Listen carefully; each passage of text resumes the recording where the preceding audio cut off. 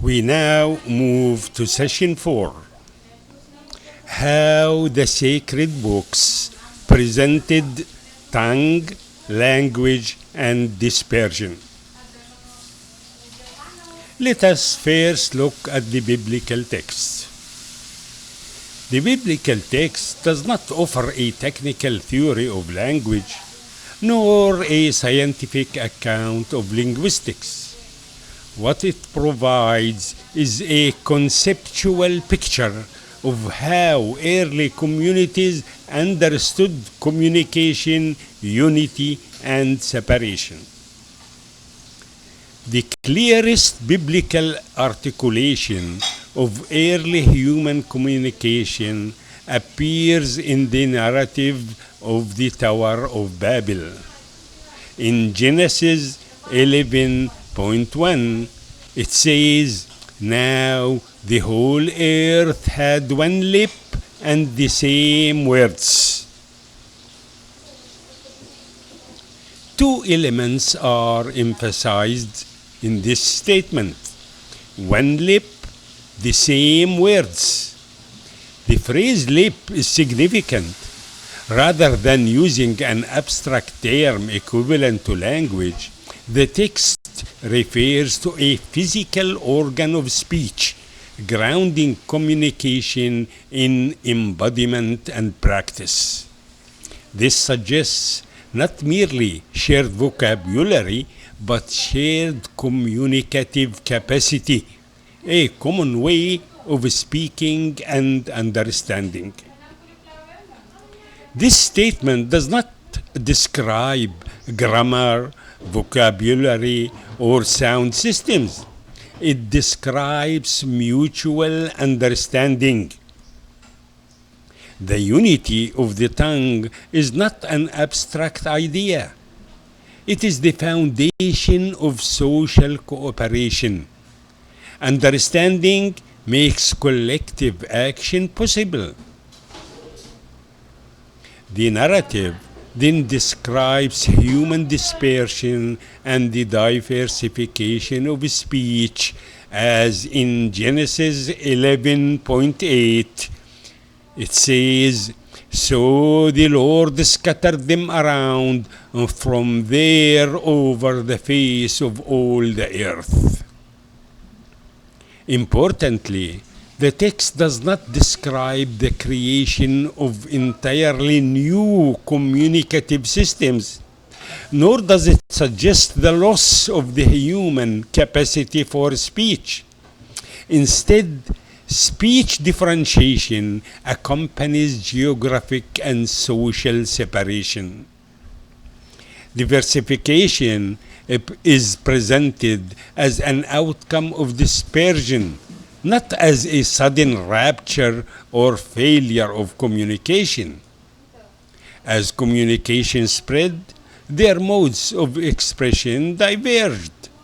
This divergence is not portrayed as a sudden linguistic collapse. From a conceptual standpoint, this aligns closely with what historical linguists suggest. Unity precedes diversity, and diversity emerges gradually through human movement and separation. Okay, let us now look at the Quran. What does it say about this issue? When the Quran speaks about human communication, it does not begin with languages, nor with peoples, nor with differences. It begins with the human being self. Communication, in the Quranic view, it is a direct outcome of how human beings were created. The Quranic use of lisan, tongue, is not limited to a single meaning.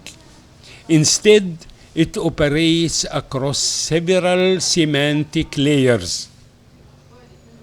Verses in the Quran show that tongue is used as embodied part of the body, functional, social, ethical, and cultural. No modern technical term for language can operate all these levels simultaneously. The Quran repeatedly reminds us that humans were given hearing, sight, and inner perception. These are not separate gifts, they form a single system. Hearing receives sound, sight provides context, and inner awareness processes meaning. Speech, then, is not primary. Understanding comes first. Human beings do not speak in order to understand. They understand in order to speak. Within this framework, the Quran states, "And he taught Adam the names, all of them." This verse does not describe a specific vocabulary or a particular language. It points to symbolic capacity. It describes the human ability to associate sounds with meanings, meanings with referents, and to transmit those associations to others. This is the foundation of communication. After establishing this shared capacity, the Quran addresses diversity. It says, "And among his signs is the diversity of your tongues and colors." It speaks of their diversity, variation emerging within a shared human origin. Tongues are presented as signs of creation, not as barriers or marks of separation. The Quran then establishes a governing rule for meaningful communication. It says, "We sent no messenger except in the tongue of his people, so that he might make things clear to them." Here, tongue is directly tied to clarity. The purpose of communication is not transmission alone, but understanding. And when the Quran describes itself as clear Arabic speech, it is not asserting ethnic or national privilege. It is emphasizing function of clarity, not ethnic origin, is the standard. In this view, communication moves along a coherent path. Creation grants capacity. Perception enables meaning. The tongue conveys meaning within a community. Clarity enables understanding, and understanding opens the way to guidance.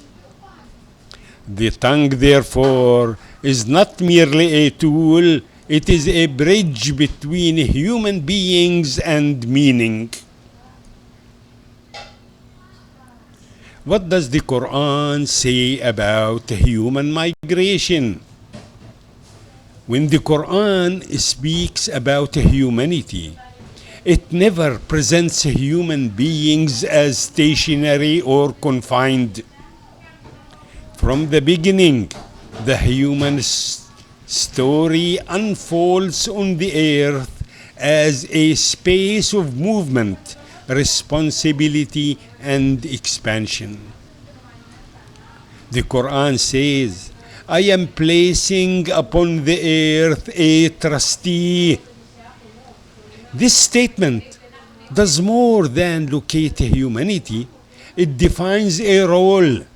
The earth is not a single point of settlement, but a field of action, movement, and interaction. Throughout the Quran, human beings are repeatedly called to travel through the earth, to observe, to reflect, and to learn from those who came before. This constant invitation to movement reinforces a simple truth. Human history is a history of migration. Migration in the Quranic view is not an accident, nor a disruption of an original order. It is part of a human condition. Communities form, separate, reform, and settle across different regions and times. Yet, even as humans spread, the Quran insists on a single origin, saying, O mankind, we created you from a male and a female. Unity comes first, diversity follows. Not a rupture, but a consequence of human expansion and social differentiation. Within this framework, linguistic diversity takes its place naturally. In the Quran, it says, and among his signs is the diversity of your tongues and your colors.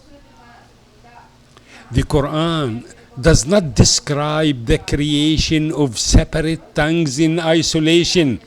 It speaks of diversification, variation emerging from a shared foundation. This distinction is crucial. Diversity is not presented as a loss of understanding, nor as a punishment, nor as a breakdown of communication. It is a sign, an outcome of a human life unfolding across the earth. As communities moved apart, their shared cognitive capacity adapted to new environments, new experiences, and the new social realities. Tongues changed, but the human capacity for understanding remained. The Quran does not frame this process as a linguistic fracture. It frames it as a human one. Understanding remains possible where clarity exists, and clarity remains the measure of meaningful speech. The Quran builds upon the same conceptual foundation in the biblical narrative, while articulating with greater precision the roles of clarity and understanding in communication and guidance. This shared framing helps explain why the Quran constantly states that revelation must be delivered in the tongue of a people, and why diversity of tongues is presented not as a confusion but as part of human design. In the next session, we will gather all these strands into a single coherent theme. Thank you.